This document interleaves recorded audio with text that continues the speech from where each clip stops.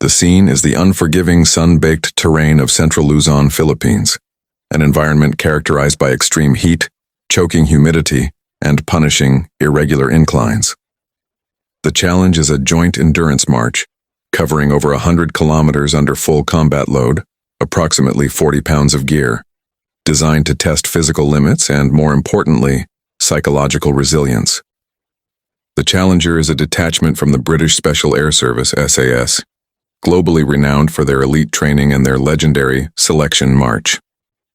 The British team relies on state-of-the-art gear, moisture-wicking synthetic uniforms, GPS-integrated navigation, and scientifically optimized nutrition packs. Major Alistair Bull Cameron, the SAS commander overseeing the march, views this as a formality. He believes the scientific rigor and conditioning of the British program are unmatched. He openly states that the march will primarily serve as a data-gathering exercise on human performance in the tropical climate, subtly suggesting that the Filipino team's role is merely to provide comparison points. The British strategy is based on maintaining a calculated, unyielding pace dictated by heart rate monitors and digital efficiency calculators, a reliance on technology dictating the body's limits. The opposing force is the Philippine Army's 1st Scout Ranger Regiment, FSRR, fielding a team led by First Lieutenant Gabriel Bato Torres.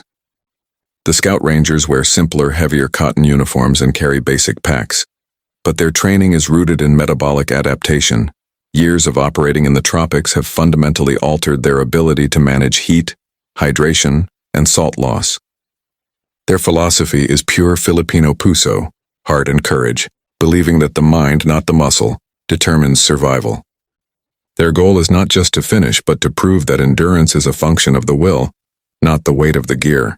The march begins just before dawn, but the heat quickly escalates.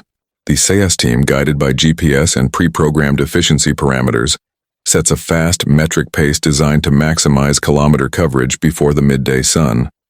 They rely heavily on their advanced water purification systems and electrolyte mixes.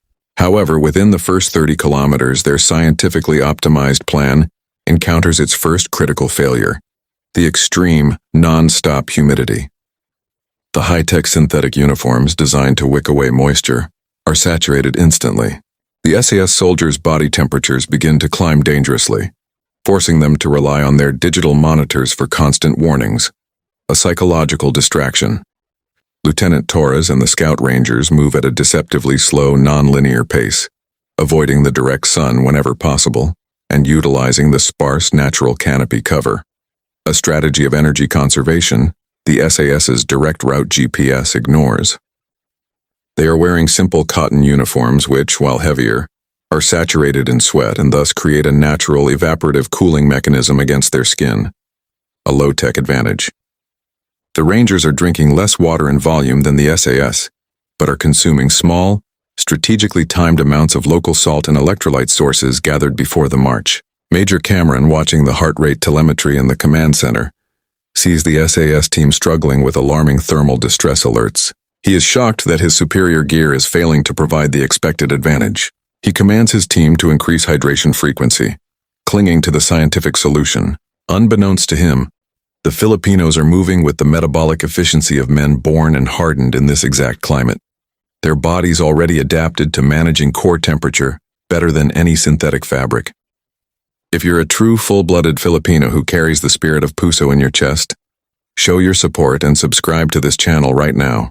Join us to celebrate the profound and often secret influence of Filipino culture on the world stage.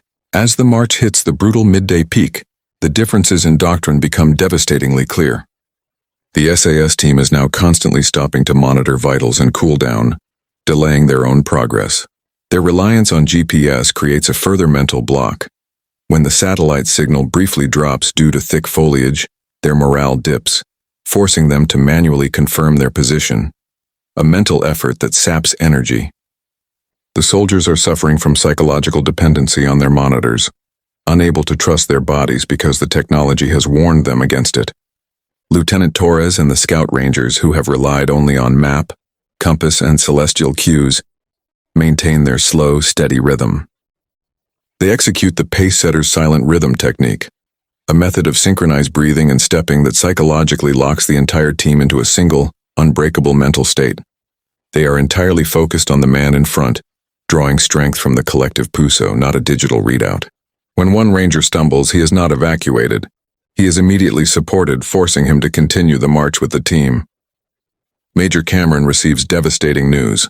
One of his most conditioned soldiers has succumbed to severe heat exhaustion, forcing an emergency extraction. The soldier's heart rate monitor and a cruel twist had warned him too late that his core temperature was critical. The major is furious, demanding data integrity checks. He cannot accept that a human body operating outside of his calculated safety parameters could outperform his elite team. He realizes the Filipino team is not just enduring. They are thriving in conditions his gear was designed to mitigate. The logistical superiority of the SAS is now irrelevant. Their advanced rations feel heavy and unappetizing in the extreme heat, and their expensive boots are chafing due to relentless moisture. The Filipino team, moving with greater efficiency, makes its own tactical stop. They use this time not for rest, but for resource exploitation.